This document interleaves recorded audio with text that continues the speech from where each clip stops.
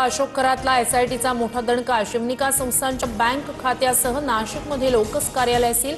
खरातची एसआयटीकडून तब्बल 10 तास चौकशी। कुटुंबियांच्या नावावरील जमीन, घरं आणि दुकानांचीही तपासणी। मोंदूबाबा अशोक खरातवर आणखी एक गुन्हा दाखल। नरबळी आणि अंधश्रद्धा निर्मूलन कायद्यांतर्गत कारवाई। मोंदू खरात विरोधात आतापर्यंत 8 गुन्हे दाखल। मोंदूबाबा खरातला नाशिक प्रशासनाकडूनच बंदुकीचा परवाना। खरातच्या फार्म हाऊसवरून 21 काडतुसं जप्त। काडतुसं कशासाठी वापरली याचा तपास सुरू।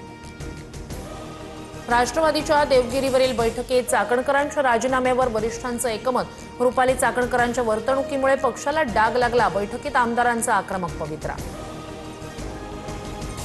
बीएमसी सहाय्यक आयुक्तांवर गंभीर आरोप करणाऱ्या निशित पटेलला अटक। बॉलिवूड अभिनेत्याच्या तक्रारीनंतर निशित पटेल पोलिसांच्या जाळ्यात। वांद्रे इथल्या हाऊसिंग प्रकल्पाच्या नावाखाली कोट्यवधींची फसवणूक केल्याचं उघड। वसईच्या भोंदूबाबाकडून पुण्यातील 35 वर्षीय महिलेवर अत्याचार।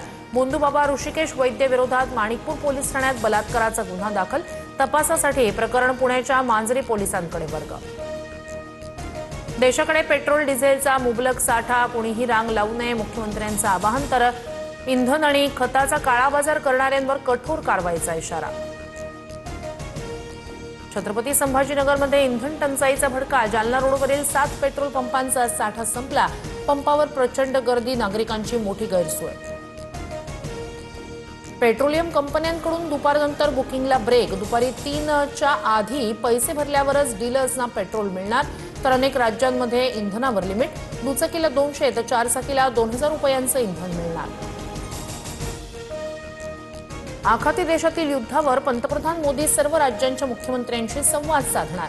आज संध्याकाळी 6:30 वाजता व्हिडिओ कॉन्फरन्सिंगद्वारे चर्चा। निवडणूक असलेल्या राज्यांचे मुख्यमंत्री बैठकीला मुकणार।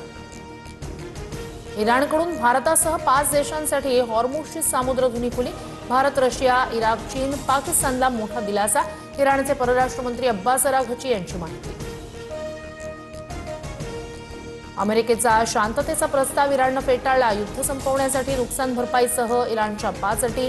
मागण्या पूर्ण होत नाही तोपर्यंत युद्ध सुरूच ठेवणार इराणची भूमिका। श्रीरामपूरमध्ये रामनवमीच्या मिरवणुकीला गालबोट। अज्ञात समाजकंटकांकडून मिरवणुकीवर दगडफेक। पोलीस कर्मचाऱ्यासह 3 जखमी। अज्ञातांविरोधात गुन्हा दाखल। परिसरात तणाव। पुढील 48 तास धोक्याचे। हवामान विभागाकडून वादळी वाऱ्यासह पावसाचा इशारा। मराठवाडा, मध्य महाराष्ट्र आणि विदर्भातील सीमावर्ती भागांमध्ये पावसाची शक्यता।